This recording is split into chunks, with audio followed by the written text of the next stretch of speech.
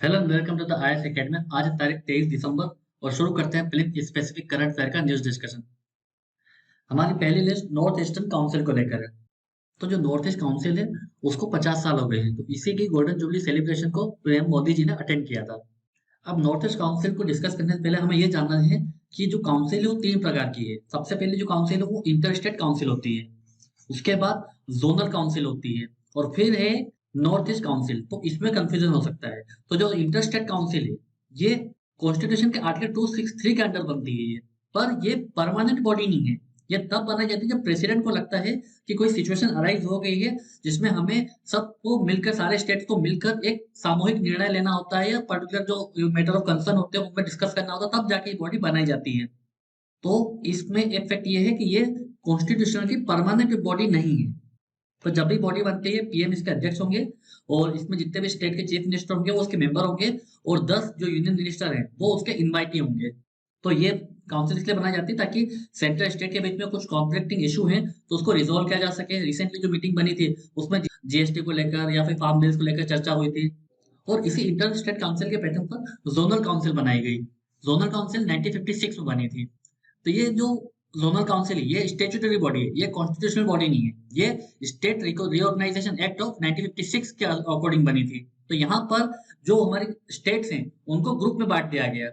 North zonal council, central zonal council, eastern zonal council, western zonal council और southern zonal council, ताकि एक particular जो reason है जैसे साउथ का रीजन है तो वहां पर क्या पर्टिकुलर उनके क्या इश्यूज है, उनको कैसे डेवलप करना है, वहां पर कौन सी स्कीम अच्छे से रन कर सकती है, या फिर क्या इश्यूज आ रहे हैं उनको कैसे कलेक्टिवली रिजोल्व करना है। तो ये जोनल काउंसिल का पूरा एम होता है, ताकि उस पर्टिकुलर रीजन का इकोनॉमिक और सोशल डेवलपमेंट को फोकस रखा जा सके।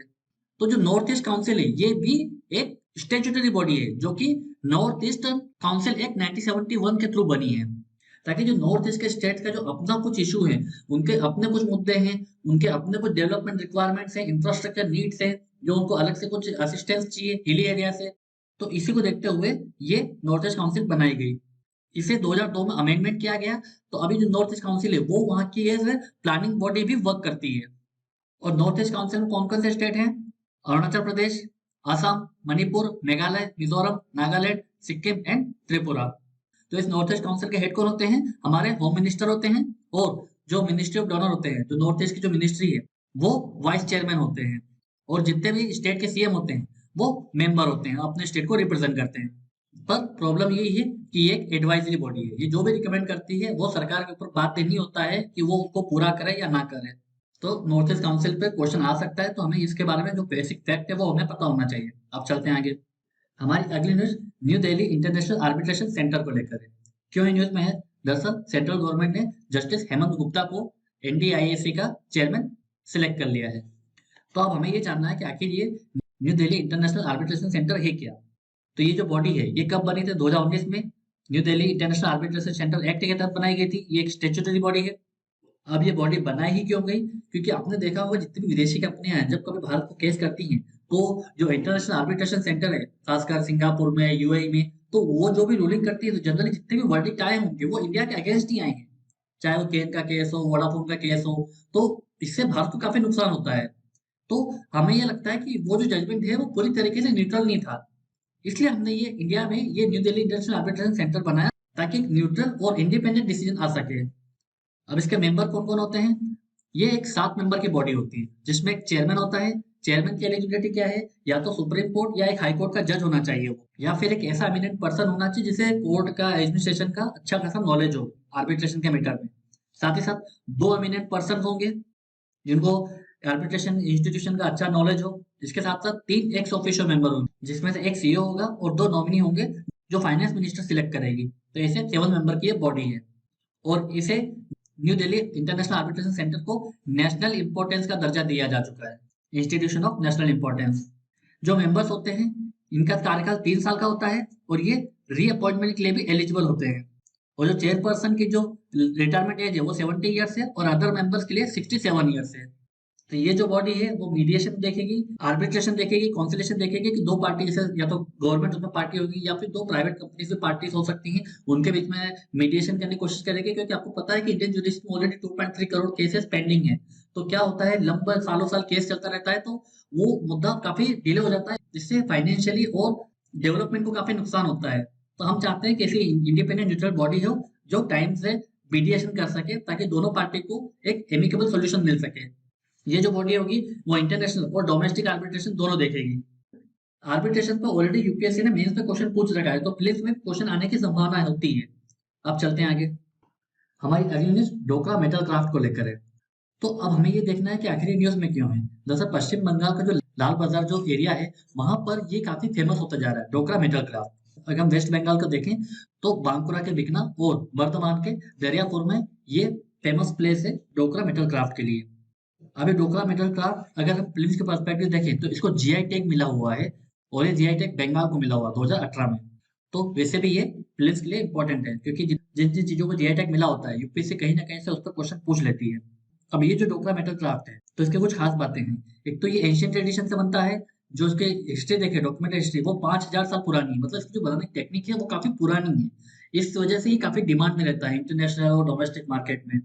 और इसका नाम डोकरा कैसे पड़ा? दरअसल पश्चिम बंगाल में डोकरा कम्युनिटी है जो इस पूरे मेटल क्राफ्ट को बनाती है सदियों से, सालों साल से। इसलिए इस पूरे मेटल क्राफ्ट का नाम डोकरा मेटल क्राफ्ट रखा गया। तो इसको बनाने के लिए नॉन फेरस मेटल कास्टिंग का यूज किया जाता है, जिसे लॉस्ट वेक कास्टिंग टेक्निक बोलते हैं, जो कि 4000 सालों से प्रक्रिया है वो बनाई जा रही है। काफी मेहनत से बनती है, 3-4 दिन लगते हैं एक मूर्ति को बनाने में। तो इसमें जो कारीगरी होती है काफी मेहनत का काम है। इस वजह से इसकी डिमांड डोमेस्टिक फॉरेन मार्केट में ज्यादा होती है, क्योंकि इसमें सिंप्लिसिटी होती है, फोक मोटिव्स लगे होते हैं। मतलब इसमें जो मूर्ति होंगी वो आपको हॉर्स की मिल जाएंगी, एलिफेंट, पीकॉक, ओल्स, रिलीजियस इमेज। तो जो ट्राइबल कम्युनिटी, जो सोसाइटी है, उनकी छाप मिलेगी इन मूर्तियों में। और ये सिर्फ बंगाल में नहीं होता है, ये आपको छत्तीसगढ़ में मिल जाएगा, झारखंड में मिल जाएगा। ये मेटल क्राफ्ट बनाने के लिए जो कम्युनिटी है वो हर जगह, हर बहुत से स्टेट में पाई जाती है। पर जीआई टैग किसको मिला हुआ है? बंगाल को मिला हुआ है। तो ये हमें, ये फैक्ट को हमें याद रखना है। अब चलते हैं आगे। हमारी अगली न्यूज स्कॉर्पियन क्लास के सबमरीन वगीर को लेकर है, जो फाइनली इंडियन नेवी को हैंड ओवर कर दी गई है।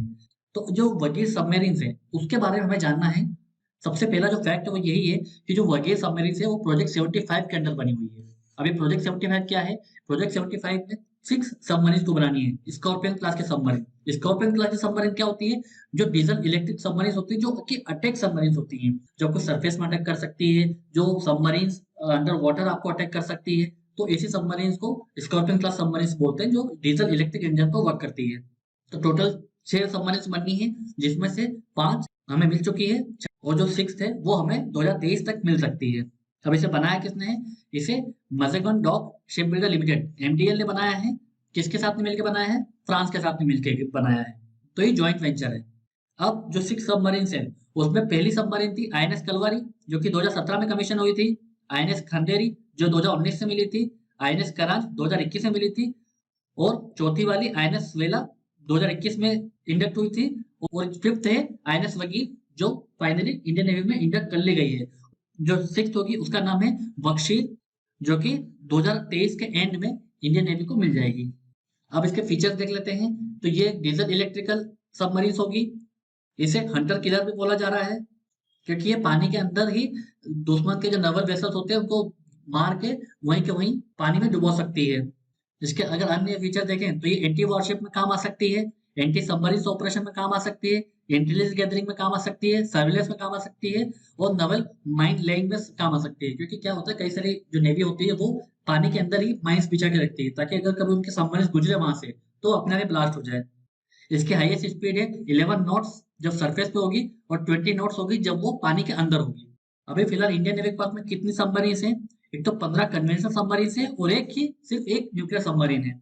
इन 15 कन्वेंशनल सबमरीन में से 7 तो रशियन किलो क्लास की सबमरीन है, 4 जर्मन एचजीडब्ल्यू सबमरीन है, और 4 स्कॉर्पियन क्लास के सबमरीन है। 5वीं होगी वगीर, और एक ही है जो हमारी न्यूक्लियर सबमरीन है, वो है आईएनएस अरिहंत। तो सबमरीन को लेकर यूपीएससी ने लगातार क्वेश्चन पूछे, तो हमें इसके बारे में पता होना चाहिए। अब चलते हैं आगे। हमारी अगली न्यूज पर्ल सिम फिशिंग को लेकर है। दरअसल सेंट्रल गवर्नमेंट ने सुप्रीम कोर्ट में ये बताया है कि जो कोस्टल स्टेट्स हैं जिन्होंने पर्ल सिम फिशिंग को बैन कर दिया है, जैसे तमिलनाडु या कर्नाटका, तो वो अनजस्टिफाइड है, और इस बैन को लिफ्ट कर देना चाहिए। मतलब पर्ल सिम फिशिंग अलाउड होना चाहिए। अब हमें ये जानना है कि पर्ल सिम फिशिंग क्या होती है।